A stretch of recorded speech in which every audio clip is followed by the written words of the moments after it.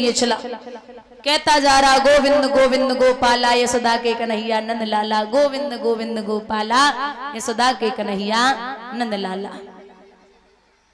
जा रहा है तो चलते चलते ऐसी प्रभु की कृपा, एक नाला चलांगा, अचानक गोविंद गोविंद गोपाला यशोदा के कन्हैया, नंदलाला शब्द भूल गया। और जब नंदलाला शब्द भूला, वहीं से वापस आ गया, पत्नी से कहा कि गुरुदेव कौन सा मंत्र दे गए थे? बोले नहीं पता। बेटे से कहा कि गुरुदेव कौन सा मंत्र दे गए थे? नहीं पता। बच्ची थी छोटी, उससे पूछा कि गुरुदेव कौन सा मंत्र दे गए थे? तो बिटिया पीछे वाला शब्द भूल गई और जवाब दिया मुझे पता है, गुरुदेव कह के गए थे कि गोविंद गोविंद गोपाला यशोदा के कन्हैया गुंछाला। अब वो जो नंदलाला शब्द था वह गुंछाला लगा दिया। अब अजामिल ने फिर हल उठाया और रटता जा रहा, गोविंद गोविंद गोपाला यशोदा के कन्हैया गुंछाला, गोविंद गोविंद गोपाला मैया के कन्हैया गुंछाला। ये रट रहे तो जब रटते जा रहे हैं, हल चला रहा है, चले चलो गुंछाला, थोड़ो सो और रह गो गुंछाला, नाय मचो गुंछाला कहते जा रहे। तब तक भैया भगवान भोले बाबा मैया पार्वती जा रहे, तो मैया पार्वती बोली ये किसका नाम ले रहा है? भोले बाबा बोले अब इनको कैसे समझा? बोले मेरा ही ले रहा है। बोले तो आपका नाम गुंछाला कब से पड़ गया? बोले जो भक्त जैसे बुलाता है मैं वैसे ही दर्शन देता हूँ। बोले मैं नहीं मानती, जब तक परीक्षा नहीं लूंगी नहीं मान सकती। कुछ माताओं की आदत होती है कि बिना प्रमाण के मानती नहीं है, तो समझा दिया, बहुत बार समझाया लेकिन नहीं मानी। भोले बाबा बोले जो तुम्हारे मन अति संदेह तो तुम जाए परीक्षा ले हो, जा परीक्षा लिया।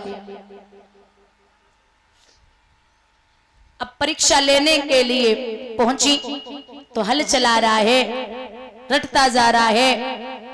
मैया ने दोनों बेलन की नाथे पकड़ी, जवाब दो भैया हलारे, कौन को नाम ले रहे हो? अब वो साधारण वेश में थी, देवी के रूप में नहीं। बोले भैया हलारे, ये कौन को नाम ले रहे हो? दांती पीस के बोलो तुम्हारे पति को नाम ले रहे हो, तुम बताओ। अब उसे पता तो था नहीं कि ये पार्वती है। सो पार्वती वहां से फिर भागी। बोले हाँ। बोले वाह, बोले किसका नाम ले रहा था? बोले महाराज वो तो आपका ही नाम ले रहा था। भगवान बोले पहले ही बोला था कि बाजार एक लगता है, उसके रास्ते अनेक हो सकते हैं, ऐसे ही ब्रह्म एक है, परमात्मा एक है, लेकिन उसके नाम अनेक है। धीरे धीरे समय बीता, अजामिल की पत्नी के गर्भ से 10वां पुत्र हुआ। जब 10वां पुत्र हुआ, नारायण नाम रखा गया। बुढ़ापा आ गया अजामिल पे, तो उसने जीवन में कभी अच्छे काम नहीं किए, तो उसे यम के दूत लेने आ गए। जब यम के दूत लेने आए तो नारायण का नाम लेके अजामिल आवाज लगा रहा है, ओ नारायण ओ नारायण, इनको छाती से अलग करो।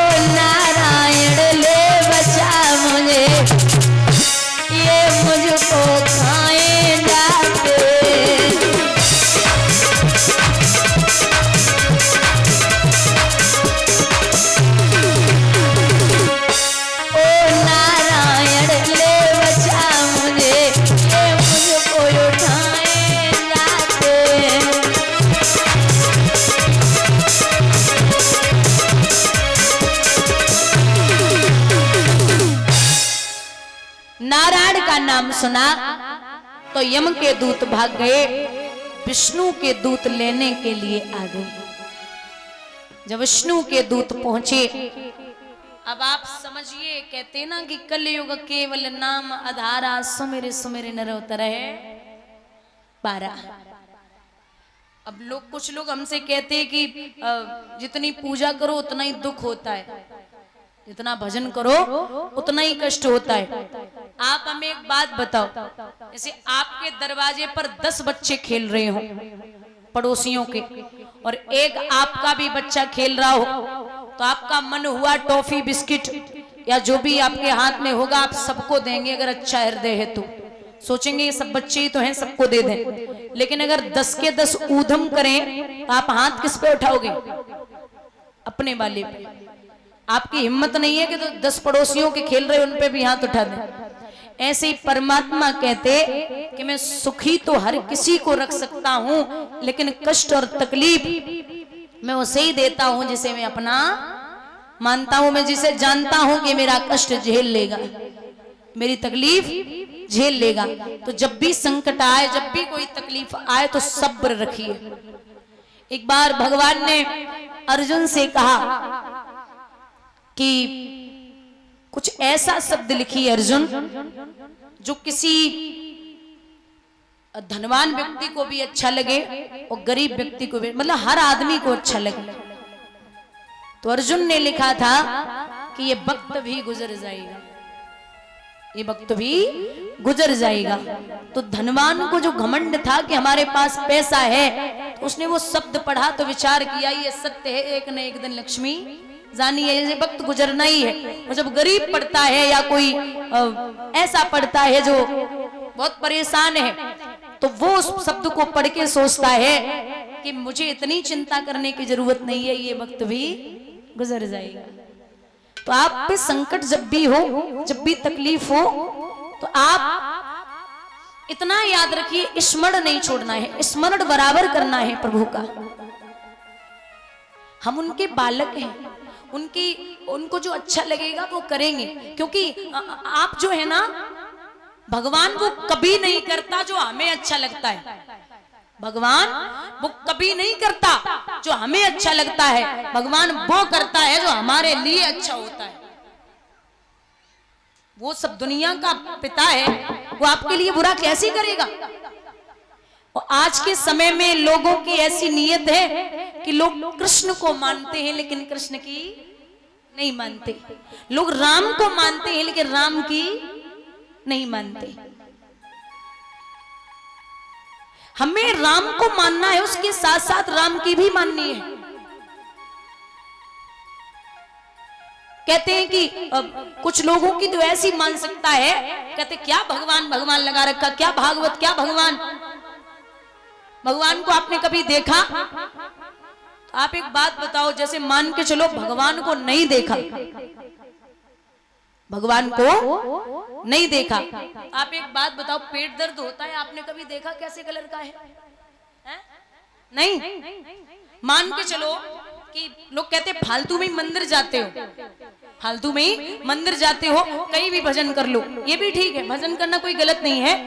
बाकी अगर टायर पंचर हो जाए गाड़ी का टायर, तो हवा तो कूलर से भी आ रही है, हवा तो प्रकृति के अनुसार भी चल रही है, हवा तो हवा ही है।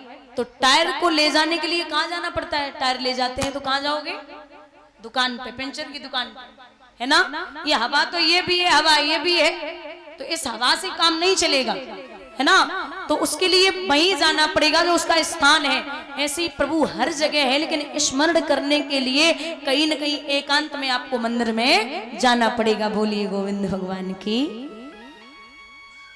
वो ब्रह्म है, रहता हर जगह है।